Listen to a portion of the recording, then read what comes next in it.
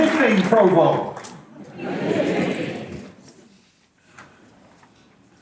The American River is cascading down the California Sierra. And one sunny afternoon, my wife and I were sunbathing on a rock on that river, across from some teenagers. I was watching the teenagers, and all of a sudden they got quiet. And were looking apprehensively in the water. So I thought something might be wrong, so I swam over to them, and I said, "Is someone down there?" "Yes, there's someone down there." So I took a surface dive and went down about 12 feet to the bottom, very cold. And sure enough, on the bottom of the river is this big 19-year-old kid just laying out there flat, motionless. So I grab him, and I bring him up to the surface. I was shocked. He was as black as coal. It's called cyanotic blue when there's no oxygen in the system. It scared the teenagers so badly that they ran off in panic. I needed them. There's no beach here. This is a big kid. What to do? So I took him over to a ledge in the rock, and I put him up on the rock, and I realized it was just me and this blue body. A moment of truth. So I pinched his nose, I put my mouth over his, and I puffed air into him. And almost magically, he turned pink right there in front of me, just like that. So I puffed another breath of air into him, and listen, I heard a gurgle, and then I heard another gurgle. Then I realized he was breathing, and that he would live. Now this incident has stayed with me for a long time, because I am impressed that a breath of air can give life.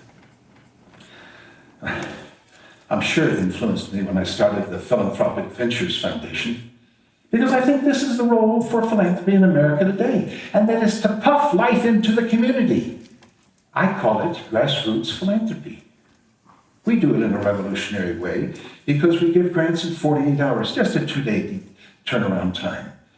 And we require almost nothing in the way of paper. High trust and simple. If you're going to puff life into something, you've got to be there at the right time and move quickly. Unfortunately, this doesn't seem to be the case with philanthropy in America today, where it takes, on average, about 26 hours just to fill out the preliminary paper, plus the interview, plus the staff meeting, plus the board meeting, and whatever else there is, and finally, you might get a grant down the way. And by that time, that philanthropy has lost the chance to puff life. Simple can be significant, and small grants given quickly can have impact. Let me give you some examples with teachers, social workers, and juvenile judges. A while back, a donor gave us $100,000, and he said, spend it on education. So let's start with teachers. We know now that teachers in America, on average, spend their own money for classroom expenses sometimes. This simply isn't fair. We need to ask teachers what they need.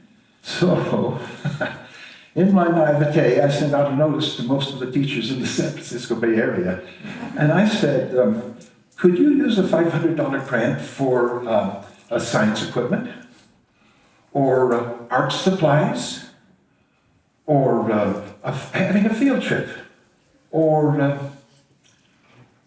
running your own after-school program, or an artist in the classroom? If so, just fax us on one sheet of stationery from the school signed by the principal. This is puffing life into the community. Simple and significant, and the teachers like it because they don't have to fill out reams of paper where the process becomes the product. They get a grant in 48 hours based on one sheet of paper that took less than an hour to write. Another donor came to me and she said, you know, Bill, teachers ought to be able to go to the beach and take the kids, these low-income kids, to the beach for the first time in their life. So we customized a program for that donor where teachers can take the kids to the beach. Obviously, teachers love this program, and they call it the Fax Grant Program. They also tell each other, hey, if you want a grant, you just fax this number. And it works. Next, we went to social workers, and we said to them, you know, these are people, by the way, who worked with abused children in the foster care system.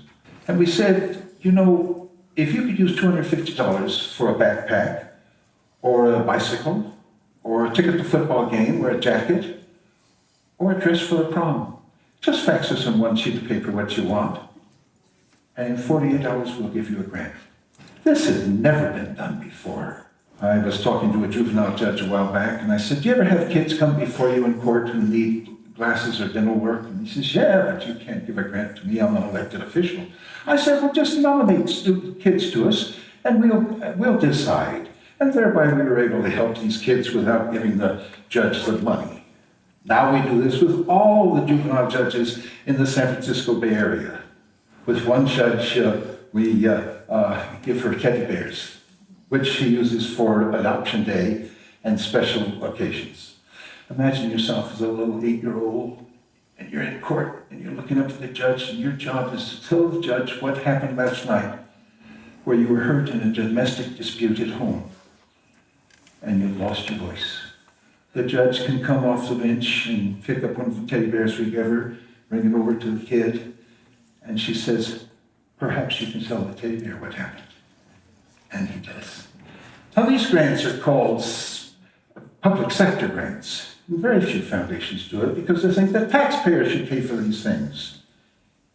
If there is a secret to grassroots work, it is to find people capable of outstanding work and fund them. Find them and fund them. Now, of course, any of you could do this yourselves, with or without a foundation, because everyone wants to be associated with a good cause and do good with their money. We find people like Larry Purcell, who's an ex-priest and a man who's devoted his life to working with the board. He and I were talking a while back, and he says, you know, Bill, that truck you got us, the one we go to San Francisco and pick up food and bring it back down here for programs serving the poor, the darn thing's worn out. And I said, well, what does the truck cost? I don't know, but I'll let you know. And he phones me that afternoon. He said, truck costs $44,000. And my friends, in 2-3 hours, a check for $44,000 went out to Larry Purcell, just like that. This is puffing life into the community. And it is simple and significant. The beauty of grassroots work is the opportunity to manifest compassion, to be in the community with the people, and to find out that they know the community better than anybody. So with some of them, we give them a $10,000 apiece to act as little miniature foundations and give the money out themselves. We call them ambassadors. You know, it's interesting when you work in philanthropy, you can create programs and help design programs. And, well, let me give you an example. In East Palo Alto, California, in the San Francisco Bay Area, low-income community, the teachers don't speak Spanish and the parents don't speak English. There's a barbed wire fence separating them. What to do? So I went to an English as a second language course, and I hired a couple of mothers, and I said, I want you to be parent involvement workers. I want you to get to know the parents, to phone them, to go see them, to bring them into the school, to get them involved at the school as much as possible for the benefit of their children. It's interesting, this is the program we started, and the darn thing works. And the principal says, I couldn't run the school without them. The point here is that you can be creative if you have trust and keep it simple. The opportunity of philanthropy is to manifest compassion where simple can be significant. It is magic when you have both compassion and trust. And it is my honor to work with people in a creative mode. I leave you with this message. Do good with your money. Keep it simple. And puff new life into your communities.